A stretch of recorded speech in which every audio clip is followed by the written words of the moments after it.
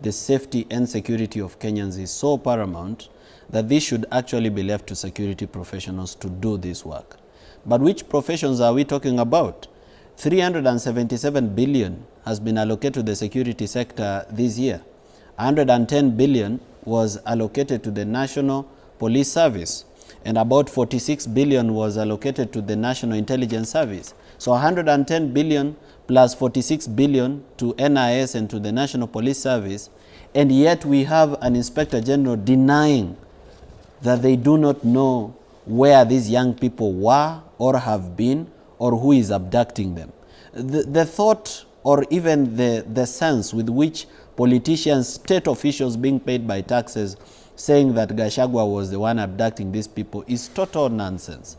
It's something, it's not even something that should be tolerated. It's not even wise enough to say it to a fool.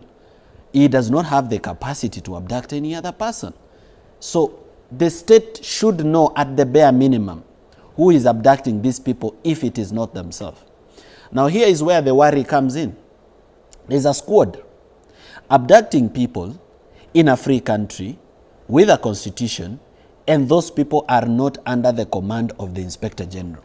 How does it even happen? How is it even permitted to fly? We have a National Security Council. We have an Inspector General who is independent under the Constitution. We have a Directorate of Criminal Investigation which is distinct. And then we have people dying. We have femicide. We have young people turning up dead with organs missing. We have people turning up in morgues. We have trigger-happy police people. We have unmotivated police officers. We have people who are poorly paid, who have poor housing. And we have people who are being abducted and disappear merely for criticizing the government. If indeed they made a mistake, and that mistake is actually recognized as a crime under the law, why not arrest them, present them before a court of law, charge them with an offense, and let them be found guilty? We are not grateful. You know, I saw some people saying yesterday that we are grateful that they've been released. Personally, I'm not grateful.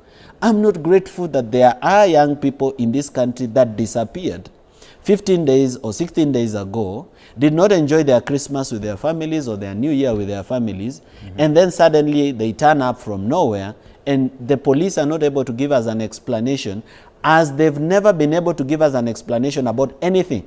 To this date, we don't have a solution on the Kware murders, on the people that were found in sacks, chopped into pieces and dead in Kware.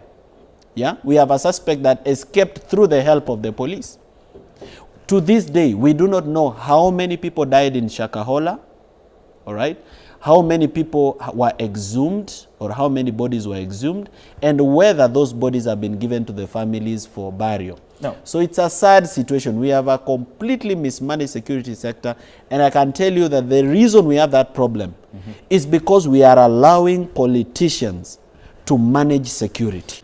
We have police officers who hold high ranks who we've not done a lifestyle audit on them.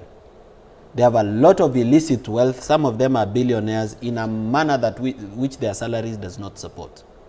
Right now, if you ask the DCI to locate Morara, they know where I am this very second. They even know who I'm talking to because they've hacked my phone. But they are not able to locate a killer, a person who has taken away the precious life of a person who has parents, who has a family that cares about them, whereas life is precious. Then how safe are we? We have a National Intelligence Service, and let me just tell you this for your knowledge.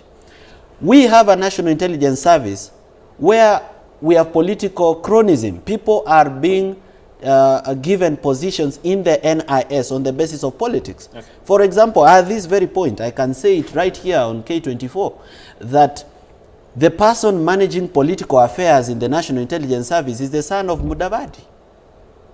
So then when you leave state agencies which are managing security to be managed by politicians, what are you going to come up with? You're going to come out with NIS reports that are stories ajaba. Okay. And that is why the President of the Republic of Kenya keeps making the wrong decisions, because he keeps getting stories ajaba reports from the NIS. Yet these are people who've been allocated 46 billion shillings. That's 46,000 millions. Fair enough. I've been to very many police stations. Just yesterday I was at Central Police Station. What do you find? Broken furniture, toilets that are not fit for use by human beings. Okay. I was in Bamburi Police Station 2 months ago, and I found police officers eating the food that is meant for prisoners.